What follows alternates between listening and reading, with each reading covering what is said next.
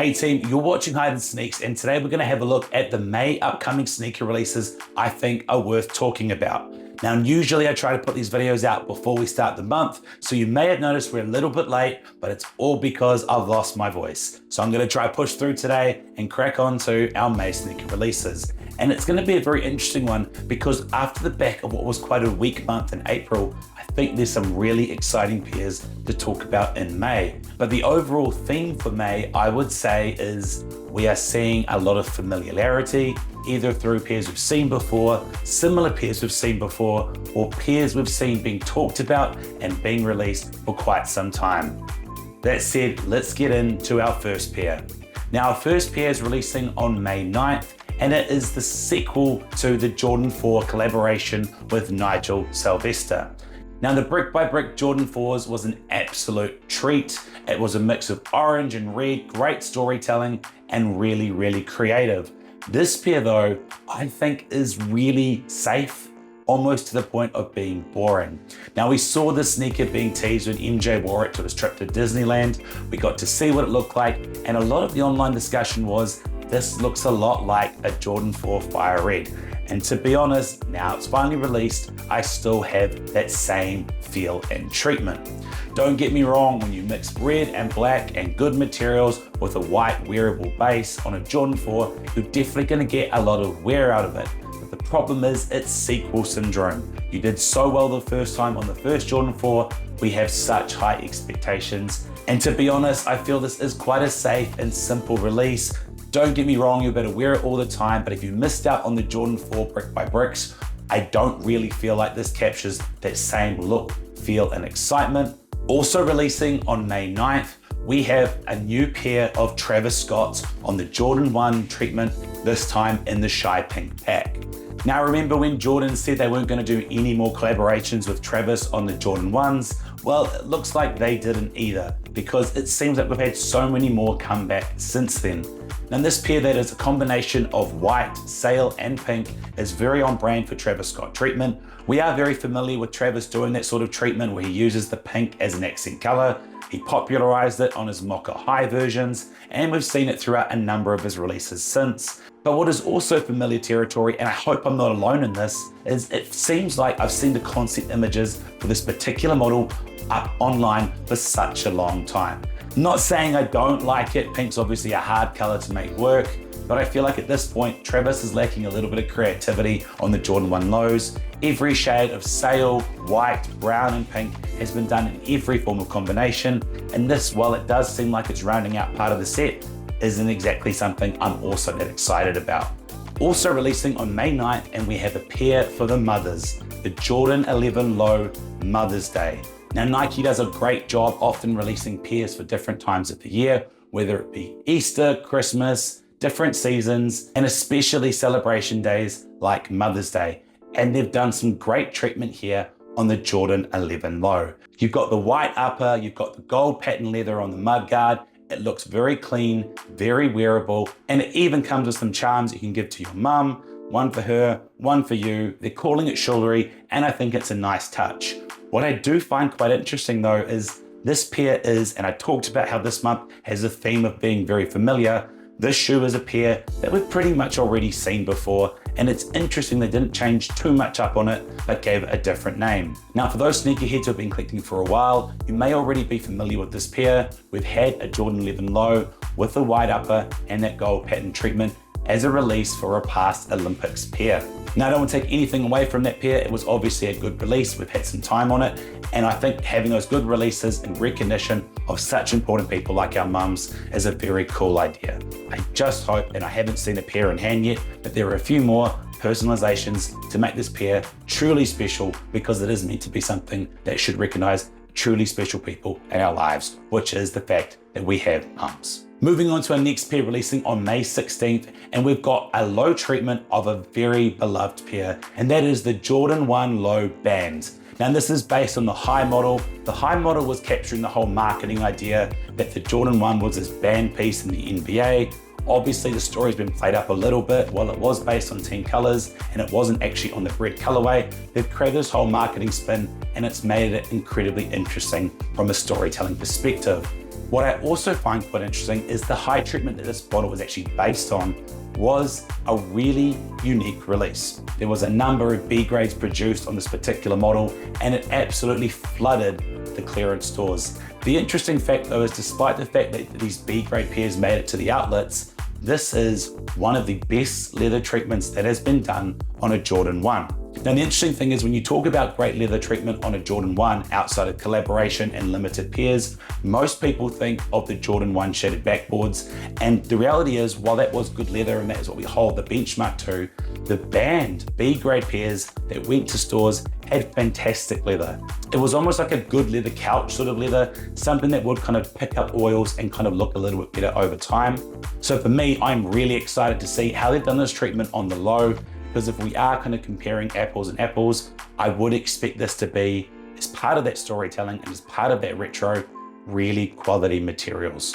Moving on to our next pair, and it's not actually a pair, but a pack. Releasing on May 21st, we have a new treatment done to the Air Max 90 in a pack called the Air Max 90 Mad 90 pack. And this to me is an incredibly exciting approach, which is crazy because I've just done some videos recently how I feel they haven't been too creative in recent Air Maxes. So for them to do some unique treatment and take an inspired approach like they've done here onto the Air Max 90s, I think is incredibly creative and something to be praised. Now the whole inspiration behind this pack is it's taking inspiration from 90s football boots, taking the design and cues from those particular models on 4 different models and applying that towards a pair of Air Max 90s, giving color tones, different styles and different textures and materials to create that real cool nod. Now of these pairs, the one I really am drawn to the most is the Air Max 90 T90 version. I like that color combination. I like the way they kind of got the overall composition. It does look a bit more creative, and that's one of my big challenges recently on Air Maxes, not just the 90s, but the 95s. It's a rinse and repeat and it's hard to get excited.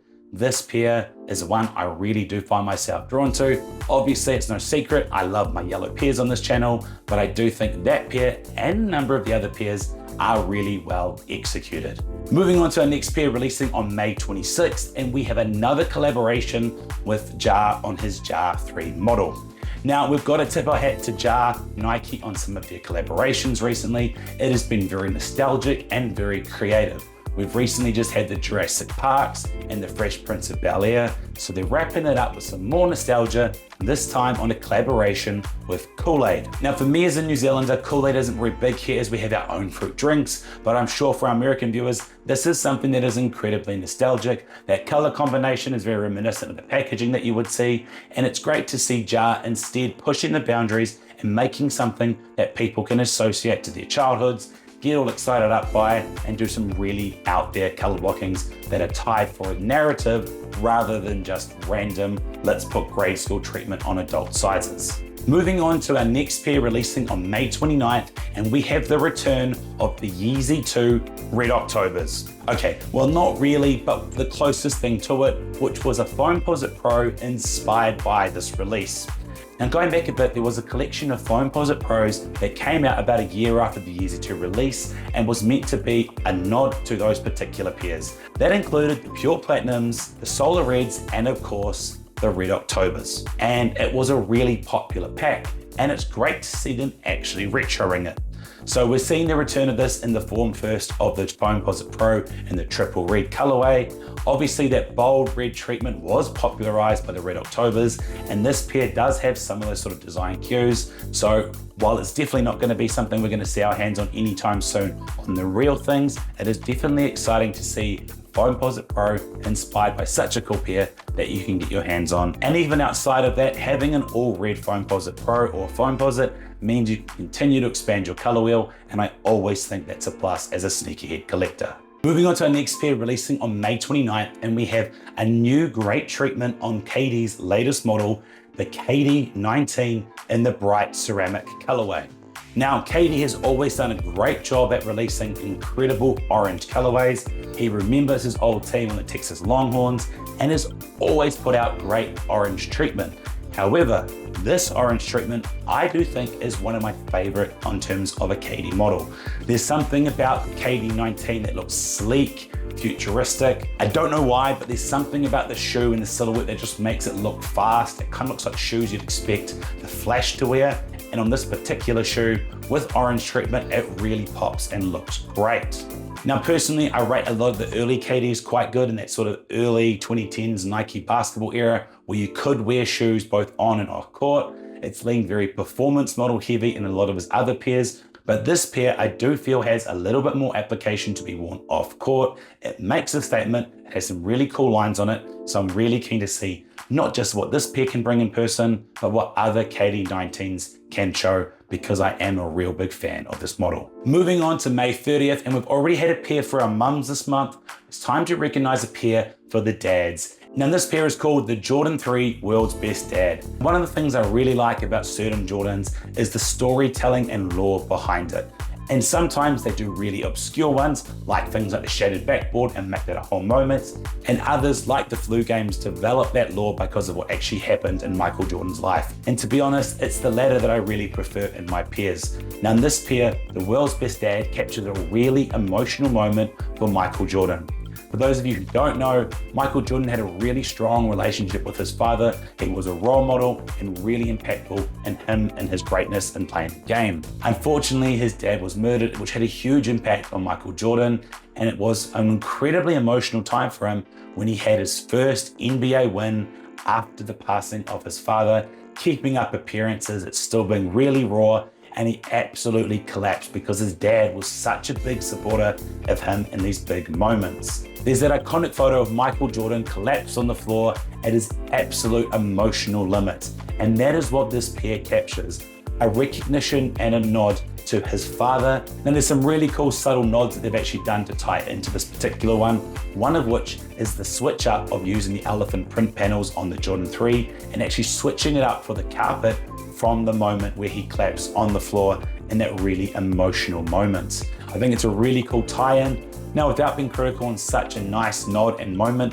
I personally don't know if I actually like the look of the shoe, but I really do like the story behind this. And I'm just gonna say it now to my dad, while I definitely would like to recognize you with a great pair, Dad, you don't like Jordan 3s, so don't take this as an opportunity to start like Jordan 3s. We'll find you some more Foamposites. Speaking of Foamposites, let's move on to our next pair, releasing on May 30th. This pair is the Nike Foamposite in the Tianjin 2.0 colorway. And this is a really interesting one, and it might be an indication of something we're starting to see with Nike and Jordan.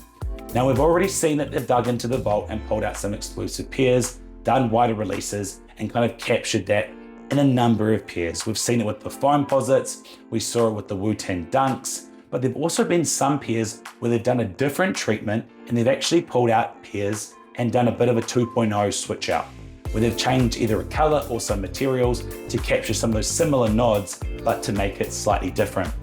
And it seems to be they're doing this on some of the regional exclusive pairs. Now we saw this on the Tokyo 5s, the outsole toe box had a color change. We also saw it on the Jordan 3 Sole 2.0s, where they did some material switch ups on that.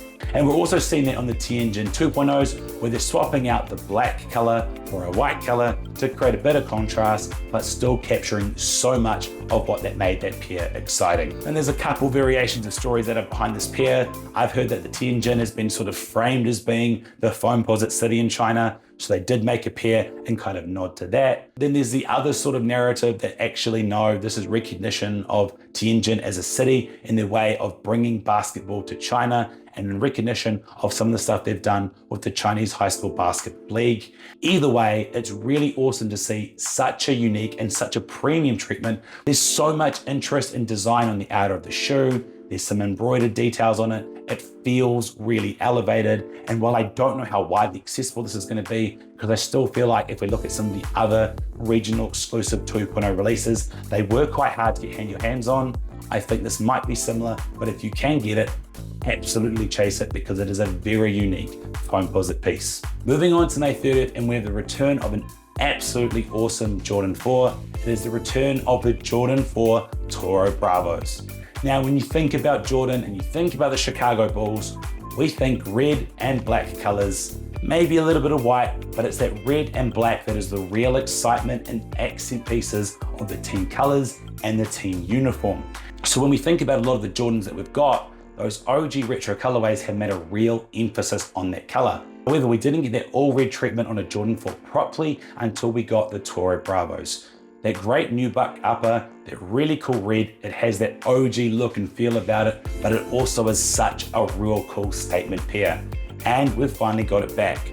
Now, I'm obviously really huge on building color wheels on this channel, and when I talk about this on the Jordan 4, having that all red shoe is definitely a very missing piece for us. We've had yellow, we've had blue, we need that red, and it's finally back. Moving on to our final pair of the month, releasing on May 31st, and it is the new low treatment done this time on the Nike Air Max DT 95s in the black-white colorway. And this is a model we haven't previously seen done with low treatment. It seems to be both Nike and Jordan are making a lot of effort to do new versions of low shoes. We've seen over the past couple of years some reworks done to the Jordan 4 in the RM model. We also saw for the first time the Kobe 3 now coming out in low models, and we're now seeing it here on this model as well. There's a lot I like about the shoe. I think the kind of claw marks on the shoe definitely make a bit of interest piece to this, and it's nice to have some pairs in your collections that aren't your typical LeBrons, Kobe's, or just Jordan retros. So if you want something with a little bit of history and a little bit of fresh and flavor that's super wearable, being black and white color blocking, this could be quite an easy pickup and something I think that'll fly under the radar. Well, that brings us to the end of our 2026 May sneaker release video. I've tried to push through this as best I can. Obviously, my voice is not 100%, but I'll definitely make sure to rest it up because I've got a whole bunch of cool new videos coming out. Then a bunch of sneaker rotation videos, and with the playoffs on at the moment, I'm really keen to get you guys to see my OKC Thunder one. If there are any cool pairs from May you think that I've missed that we didn't talk about today, please drop it in the comment section below, and I might follow up with a short one-off video on either TikTok, YouTube, or Instagram. Until then, feel free to like and subscribe, and I'll see you guys next time. Bye.